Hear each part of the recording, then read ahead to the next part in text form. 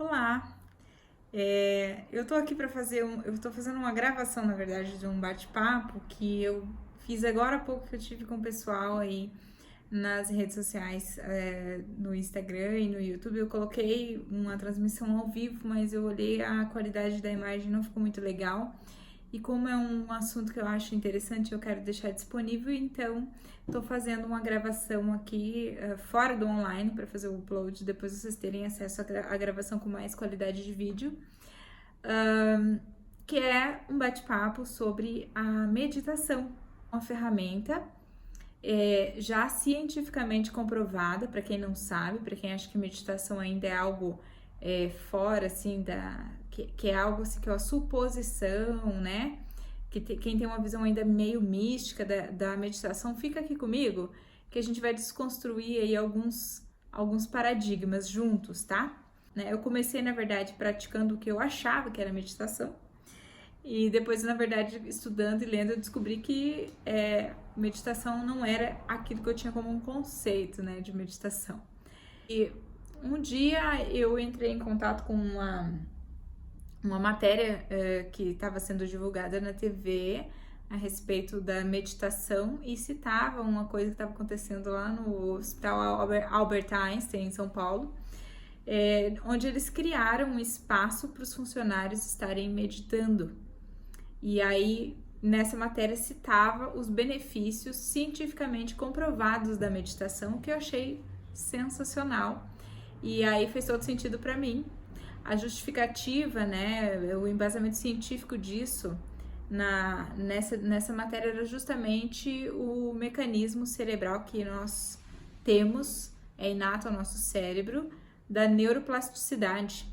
Então, a neuroplasticidade, na verdade, é a habilidade que o cérebro tem de criar novas conexões cerebrais que vão nos fazer aprender alguma habilidade. Então, o cérebro ele recruta várias áreas ao mesmo tempo, dependendo do nível de complexidade do que você está praticando e da frequência que você pratica aquilo, vai fazendo com que essa habilidade do cérebro aumente na execução daquela tarefa, tá? Então, com isso, na verdade, o que ficou muito claro é que a gente consegue treinar o cérebro, não só treinar, condicioná-lo de um jeito mais subjetivo, mas na verdade a gente muda a estrutura do nosso cérebro quando a gente começa a praticar a meditação, porque você começa a recrutar as áreas cerebrais responsáveis por te colocar em determinados estados emocionais, né? Em determinados estados de atenção, de foco, de relaxamento, de respiração.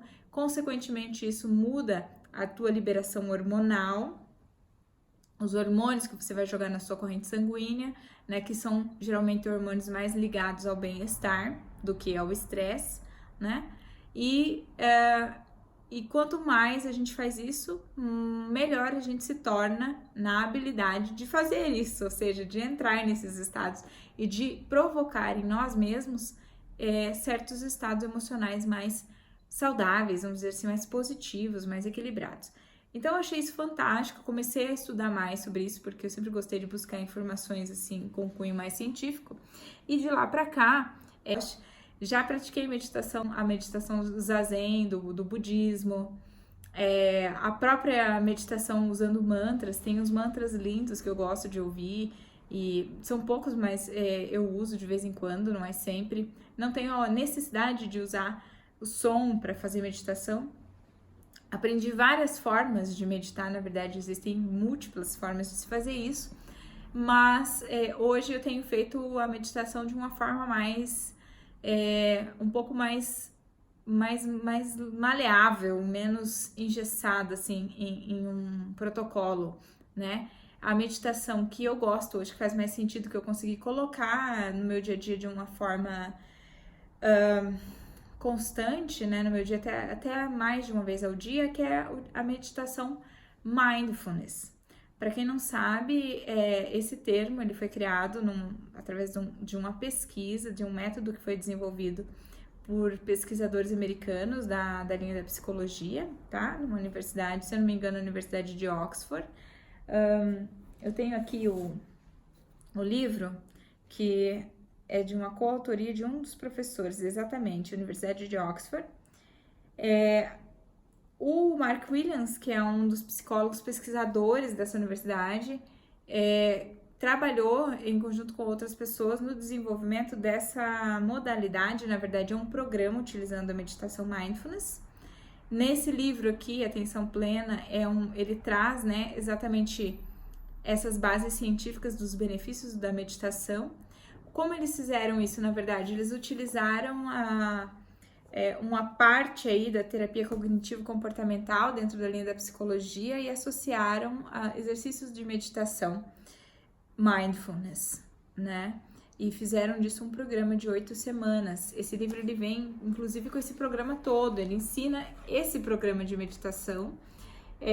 Esse CD, né, você vai praticando, são exercícios que começam com baixo nível de complexidade, um tempo de duração bem curtinho de execução, e isso vai aumentando aí ao longo dos dias em complexidade e em tempo de prática diária, e você vai aprendendo a desenvolver essa habilidade, tá?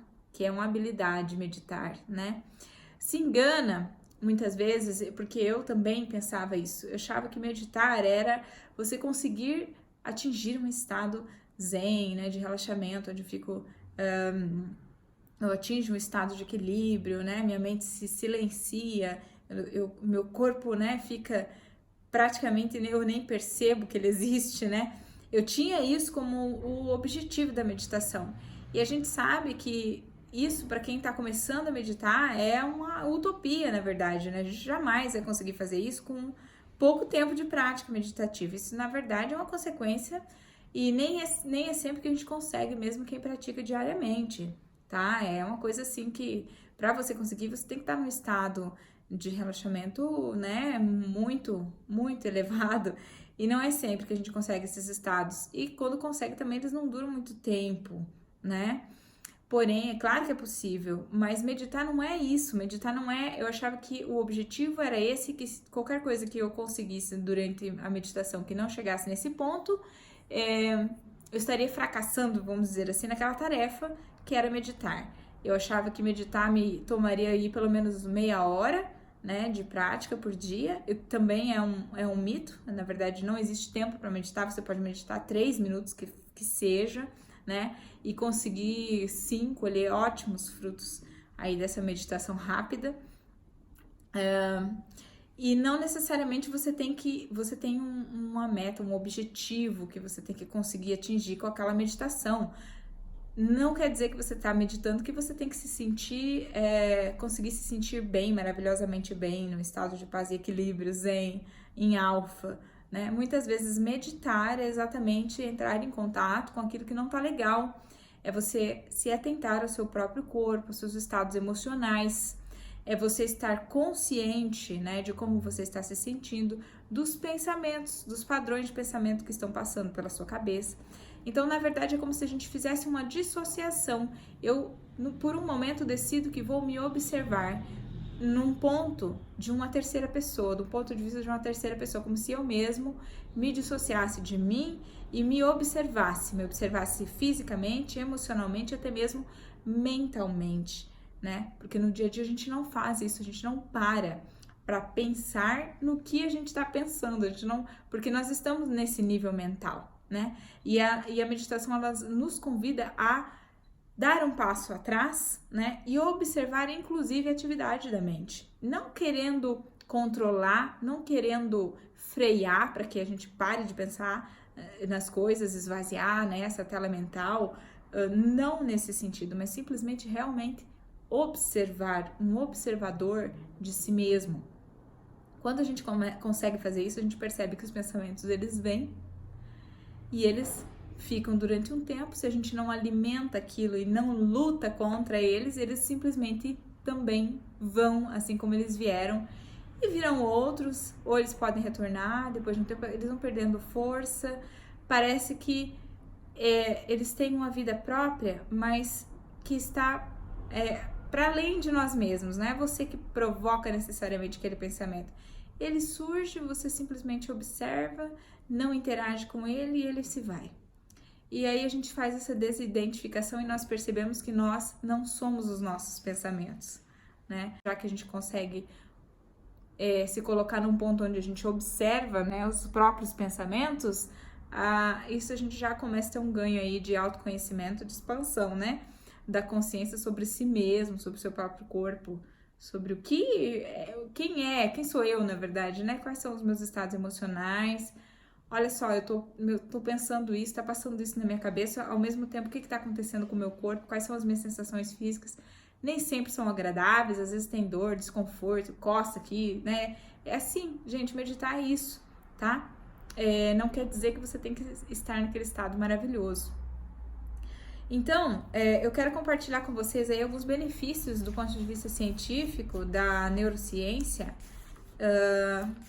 e também da psicologia, né, quando as pessoas fazem pesquisas e utilizam aí protocolos. O que tem sido levantado ao longo dos anos aí, dos últimos anos a respeito? Principalmente nessa categoria de meditação mindfulness, né? A mindfulness, perdão, ela foi uma pesquisa, na verdade, ao redor do que é a meditação lá do Oriente, né? Foi trazida ali para o Ocidente, dentro do ambiente acadêmico, né? Foi tirada toda essa roupagem mais filosófica, conceitual, dogmática, mística, religiosa, e aí o que sobrou disso, os exercícios, as práticas, né? Foi feita uma análise do que seria interessante estar usando, testado, e aí foi criado esse método Mindfulness. Então, quando eles fizeram isso, fizeram muitas pesquisas, né, para identificar quais seriam, então, os benefícios, né? As conclusões. Os estudos mostram que os meditadores regulares são mais felizes e mais satisfeitos do que a média das pessoas. A ansiedade, a depressão e a irritabilidade diminuem com sessões regulares de meditação. Basicamente, ele falou 3 coisas aqui que são as principais queixas que eu tenho em consultório, principalmente a ansiedade e depressão, que são as top 2, né, do que eu atendo, do que eu trabalho com os pacientes. É por isso que eu tô achando tão interessante compartilhar esse conteúdo, porque é do interesse da maioria do público que me procura profissionalmente, tá? Então, você imagina que a ansiedade e depressão diminuem, mas você consegue uma melhora, tá, nos seus estados de ansiedade e de depressão com a prática meditativa diária. Inclusive a irritabilidade, acho que por motivos óbvios, né? A memória, ela melhora, as reações, elas se tornam mais rápidas. As reações, eu acho que é no sentido de o próprio raciocínio, tá? O vigor mental e o físico também melhoram. As pessoas me procuram muito também, por estarem se sentindo fatigadas, com uma sensação de cansaço, esgotamento físico e mental. Então, é também uma das coisas que, cientificamente falando, a meditação já comprovadamente ajuda. Os meditadores regulares, eles têm relacionamentos melhores e mais gratificantes. É lógico, né, por consequência óbvia, que você vai ter uma tendência a se interrelacionar com as pessoas de uma forma melhor também.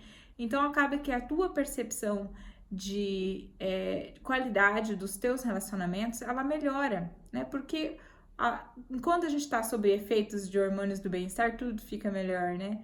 Quem medita diariamente não quer guerra com ninguém, né? Então, automaticamente, as pessoas ficam mais felizes consigo mesmas e aí elas também se sentem melhor em qualquer ambiente, com qualquer pessoa, na verdade, não só nos relacionamentos amorosos, né? É por isso dessa percepção do bem-estar relacional, interrelacional, não só no ambiente, acho que familiar, mas eu acredito que no ambiente corporativo, profissional, de qualquer pessoa que pratique, né? As empresas que estimulam também essas práticas, eu acho que já tem inclusive estudo sobre isso, eu não trouxe nada a respeito agora para hoje, nenhuma referência, mas eu já li estudos dizendo que as empresas que têm esse hábito de incentivar a meditação, trazer essas ferramentas, criar esse ambiente favorável dentro da empresa, faz com que, na verdade, o rendimento, né, desses funcionários aumente significativamente. A percepção do ambiente é totalmente diferente. Se alguém aí tiver depois alguma experiência nesse sentido dentro da sua empresa, né, compartilha aí com a gente, que acho que vai ser interessante dentro do ambiente corporativo, né? Se você já já trabalhou em alguma empresa ou trabalha que incentiva isso, e como que é o clima, né, institucional. Eu acho que com certeza as pessoas devem ter essa percepção muito mais leve, né, desse ambiente, além da questão do próprio desempenho, né, que melhora. Estudos feitos no mundo todo comprovam que a prática da meditação ela reduz os principais indicadores do estresse crônico, como, por exemplo, a hipertensão, aumento da pressão arterial. As pessoas jovens, né, tantas pessoas jovens hoje em dia já precisando tomar antihipertensivo, né, por conta do estresse, muitas vezes a pressão fica em níveis altos e as pessoas aí jovens de 30 anos já usando medicação que basicamente começou a tomar, não vai ser mais retirado, né? Os médicos não tiram a partir do momento que prescreve, é muito difícil você sair do antihipertensivo. Então, você saber que, de repente, você poder colocar um hábito na tua vida, que se você tá tendo aí picos de pressão por conta dessa questão do estresse crônico, o fato de você mudar alguns hábitos, como, por exemplo, usar a meditação, pode te ajudar nesse controle, né?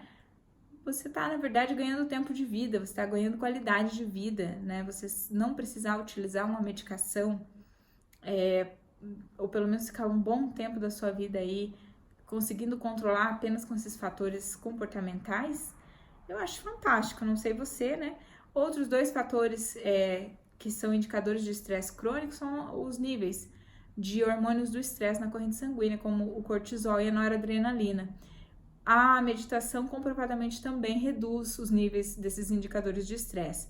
Para quem não sabe, esses hormônios do estresse, quando eles estão cronicamente aí em níveis elevados, né? Quando a gente libera muito hormônios do estresse com frequência na nossa corrente sanguínea, o que acontece é que a gente se torna mais inflamados, né? A gente tende a ficar com o organismo mais pró-inflamado. Eu tenho mais dores, eu tenho mais facilidade de sentir, de ter qualquer processo inflamatório, na verdade, no meu corpo. E como consequência disso, muitas vezes eu chego a estados de fadiga crônicas, né? Fadiga mental e física, que é o que se chama hoje de burnout. Tem tantas pessoas aí com esse rótulo, né? Mas na verdade simplesmente é um esgotamento físico-mental, porque níveis elevados de estresse consomem realmente muita energia, tanto do campo físico quanto do corpo, né? E cronicamente falando, isso é insustentável, né? Dependendo aí do quão estressado você vive no seu dia a dia. E a meditação é uma ferramenta para você conseguir modular isso. A meditação também é eficaz para reduzir o impacto de doenças graves, como a dor crônica, por exemplo, e o câncer, podendo até auxiliar no combate à dependência de drogas e álcool. Programas, né, de reabilitação de pessoas dependentes de drogas e álcool que utilizam a meditação, eles têm resultados mais eficazes. Pessoas com dor crônica, então você já imaginou, eu não sei se você tem dor crônica ou não, eu não tenho nenhuma dor, raramente tenho dor de cabeça e quando tenho, acho um caos, assim, meu dia fica um desastre, porque eu, como não estou acostumada a ter dor, não lido muito bem com a dor, né? Tenho as minhas ferramentas para aliviar e geralmente funciona, mas evito tomar remédio e quando posso tento lidar, né, com essa dor, até que meu corpo consiga se reequilibrar. Mas imaginou, já não consigo nem imaginar o que deve ser viver cronicamente no estado de dor. Pessoas às vezes ficam meses, anos nesses estados de dor. E eu imagino quanto estressante isso é, fisicamente desgastante, emocionalmente mais ainda. Então, a meditação ela ajuda também essas pessoas, né, a reduzir o impacto desse quadro clínico, muitas vezes, dessa sintomatologia que a pessoa possa estar apresentando. Dor crônica aí entra de tudo, né? Processos degenerativos, inflamatórios, problemas assim com dor de cabeça, enxaqueca, a própria diagnóstico de fibromialgia, né? Dentre outras coisas. Além disso, as pesquisas indicam que a meditação fortalece o sistema imunológico, ajudando a combater resfriados, gripes e outras doenças. Bom, olhando aqui do ponto de vista da nova medicina germânica para essa afirmação, não faz muito sentido essa frase, para quem conhece, mas como isso daqui é baseado em estudos feitos na área da medicina alopática, né, com essa visão um pouco mais mecanicista, dentro dessa visão faz sentido. O que, na verdade, eu acho que eu interpreto com isso é que você, na verdade, tem mais vitalidade física para lidar com algumas coisas que, se você não tivesse com essa vitalidade, esse nível de vitalidade, talvez você demoraria mais para se recuperar. Como o que se chama de resfriado, de gripe, né? Então, se você medita, né, você se mantém num estado mais de vitalidade, uma vitalidade mais elevada fisicamente, mentalmente falando. Isso faz com que você se recupere, muitas vezes, com mais velocidade do que pessoas que estão aí sob estados crônicos de estresse. Eu acho que isso também é uma coisa óbvia, mas quando a gente fala que já existem pesquisas que mostram isso, a gente percebe que realmente já é um fato, não é uma suposição, né? Outra coisa que eu gostaria de compartilhar, então, são outras fontes de livros, deixa eu tirar aqui,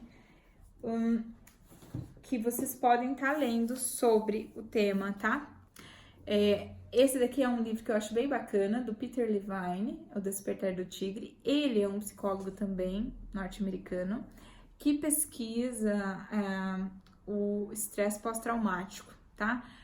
Porém, esse livro aqui, na verdade, embora ele tenha esse fundo, né, de trabalho com estresse pós-traumático, o Peter Levine, na verdade, ele define o que seria o que seria o trauma, né? Ele redefine.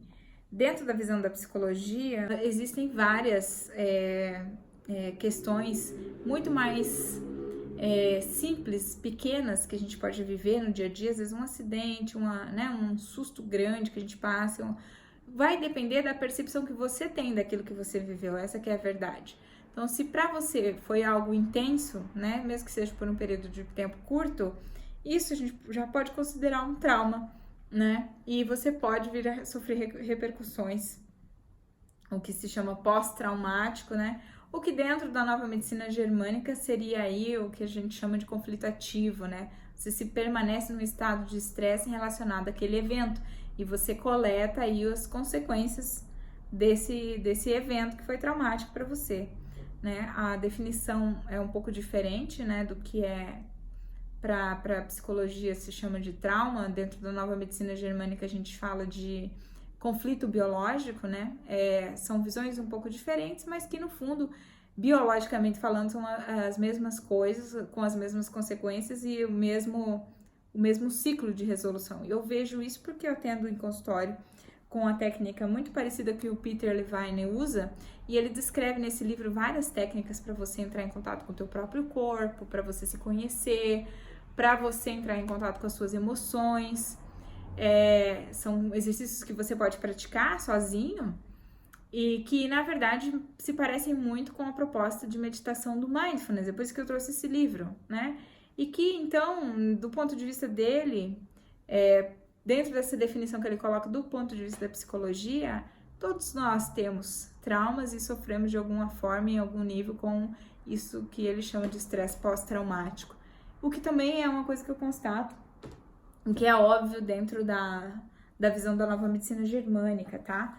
Trauma não é um grande evento, tá? Um trauma pode ser um pequeno evento, pelo menos aos olhos de quem vê de fora, porém a pessoa que passa, naquele momento, ela tem uma percepção de algo bastante estressante, né? Biologicamente, uma ameaça, talvez. Um outro terceiro livro, que é uma indicação, que é um best-seller, várias pessoas já devem ter ouvido falar sobre esse livro, do Eckhart Tolle, O Poder do Agora. O Eckhart Tolle, ele é um autor de vários best-sellers, na verdade. Eu gosto muito desse porque ele traz uma visão que, na verdade, ele apela um pouco para essa questão mais filosófica do que é essa loucura que a gente vive hoje em dia, né? Como a gente vicia a nossa mente, na verdade, a pensar o tempo inteiro, né? Essa loucura que a gente se pega muitas vezes mais com a cabeça no amanhã e não aprendendo a desfrutar do momento, de passa os dias e nem percebe as horas passarem. Então, isso aqui na verdade é o conceito base da meditação, que é você aprender a trazer a sua presença, estar na presença de si mesmo, trazer a sua presença para o momento, para o agora, porque no final das contas é tudo que a gente tem, né? Nós não podemos desfrutar do que já passou, do momento que já foi, muito menos do momento que está por vir. A gente só tem o momento presente, o agora. E meditar é você aprender a fazer isso. Ele traz várias questões aí a respeito disso e ele dá também algumas dicas de como a gente pode entrar em contato com certas emoções, com certas sensações físicas. Eu acho que ajuda a aumentar a nossa percepção de como isso é importante e a se autoconhecer também. Eu acho que sempre é válido esses livros nesse sentido, tá? Para quem gosta da leitura, a de Eckhart Tolle já ouviu falar, deixa aí teu comentário, ele tem outros aqui, O Poder do Silêncio, tá? Eu tenho um livro que também se chama O Poder do Silêncio, não é do Eckhart Tolle, é o quarto livro que eu queria mostrar para vocês, um livrinho de nada, a gente lê ele numa sentada, é do Ansel Grun, é um autor que é pouco conhecido, eu comprei esse livro no aeroporto, mas também ele traz umas visões filosóficas a respeito do que vem a ser esse silêncio, esse silenciar, né, da mente e do corpo, que na verdade não tem a ver com silenciar a mente em si. Ninguém consegue silenciar a mente 100%. A mente não tem essa natureza, ela é ativa, ela é, né, ligada por natureza, mas a gente consegue, na verdade, silenciar pelo menos os estímulos externos. A gente consegue silenciar como o nosso meio nos afeta, a gente se torna menos vítima disso. Se a gente não aprende essa habilidade de criar um estado emocional interno a partir da minha vontade e apenas responder aos estímulos do meio, e se o meu meio é um meio estressante, é um meio desgastante, né, eu acabo que fico só naquele processo da ação e reação, né? As coisas acontecem e eu reajo. Meu ambiente é estressante, eu fico estressada. Meu relacionamento é estressante, eu tô estressada. Enfim, né? Os círculos estão desfavoráveis, um ambiente desfavorável, eu me sinto desequilibrada emocionalmente. Então é como se eu não tivesse nenhuma capacidade de exercer uma mudança interna nisso. Eu simplesmente acabo reagindo. E a meditação, na verdade, ela mostra que a gente tem exatamente o poder de influenciar, sim, nos nossos estados emocionais a partir da vontade, de criar esse estado de maior equilíbrio. Já que eu não encontro isso muitas vezes no meu ambiente externo, eu crio isso do meu ambiente externo. É aquela coisa, eu não vou ficar esperando todas essas situações ficarem favoráveis para eu me sentir com bem-estar, para eu me sentir feliz, para eu me sentir alegre. Eu crio a sensação da felicidade, eu crio a sensação do bem-estar, eu crio a sensação da alegria, né? A partir de uma prática, a partir de um condicionamento interno que eu faço. Já que a gente se condiciona o tempo inteiro, né? Só que de uma forma negativa, normalmente. Todo mundo passa aí por vários períodos de estresse durante o dia, muito comum, né? Dificilmente alguém não passe. A rotina, ela exige muito de nós.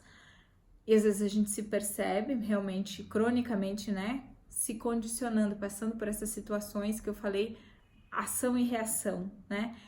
Isso não deixa de ser um condicionamento. Talvez você não esteja atento, você não está fazendo isso por vontade própria, mas o seu sistema nervoso está sendo condicionado porque pela repetição diária disso, você está reforçando aí essas rotas neuronais que te colocam em estado de alerta, que soltam aí na sua corrente sanguínea uma cascata de neuropeptídeos, de hormônios do estresse, e que te colocam aí nessa fadiga crônica, fadiga adrenal, né, o burnout, fadiga física, esgotamento mental cronicamente. É que você simplesmente não parou para pensar, porque você não está fazendo isso de propósito, porém, e também não conscientemente, mas não deixa de ser um condicionamento, porque é uma repetição. Isso que é condicionamento. Repetir uma atividade automaticamente gera um condicionamento, independente se for uma atividade que vai te condicionar positiva ou negativamente.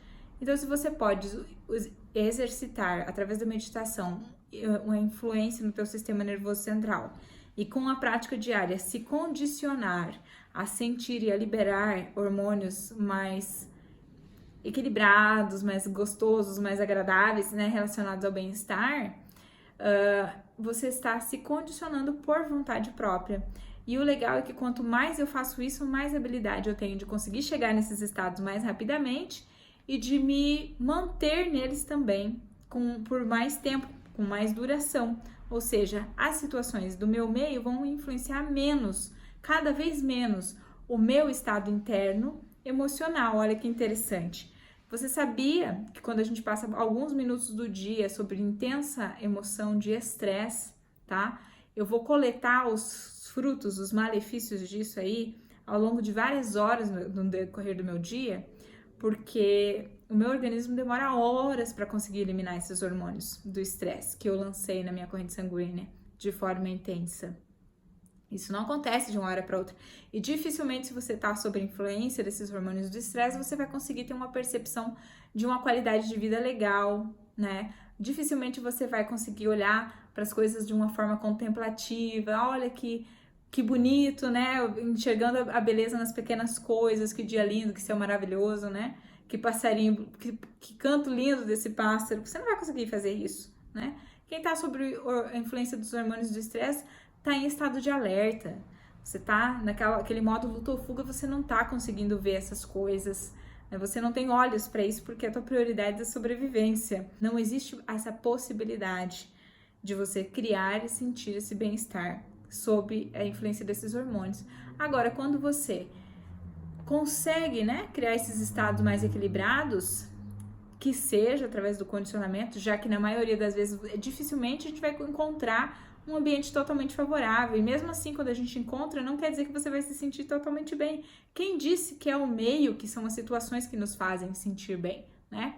É muito fácil a gente imaginar o topo de uma montanha no Himalaia, ou que seja nos Alpes Suíços, ou qualquer outro lugar, né, uma praia paradisíaca, a gente se vê sozinho nesse lugar e imaginar, estou bem. Para algumas pessoas pode ser até uma realidade, pode até se sentir assim bem, né, quando você viaja, quando você sai, mas no dia a dia não é tão simples assim, né? Na verdade, o desafio é você conseguir criar esses estados emocionais no dia a dia. E ainda assim, muitas vezes, você estando num lugar lindo e maravilhoso, se você,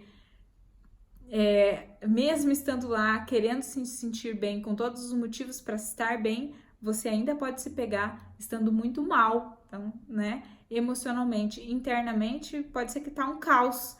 E aí perde todo sentido, né? Onde muitas vezes o mundo desaba, porque você fala, nossa, eu tô com dinheiro na conta, tô num lugar maravilhoso, né? Tô de férias, tá tudo certo na minha vida, por que eu não tô me sentindo bem? Quantas pessoas eu já ouvi falarem isso, né? Ou seja, não são os fatores externos que te fazem feliz. O que te faz feliz, né, é você aprender a criar. A felicidade não é uma coisa que se espera, é uma coisa que se cria. Os estados de bem-estar, de percepção de qualidade de vida, de contemplação, de apreciação, são habilidades que a gente desenvolve. Ou seja, sentir-se bem também é uma habilidade que é passível de ser desenvolvida. E a meditação é uma ferramenta para isso. Então, deixe seus comentários, sugestões para os próximos vídeos. Talvez, de repente, eu ache interessante trazer algumas práticas para algum próximo momento. Aceito sugestões, comentários e fica aí o meu abraço para você que acompanhou até agora.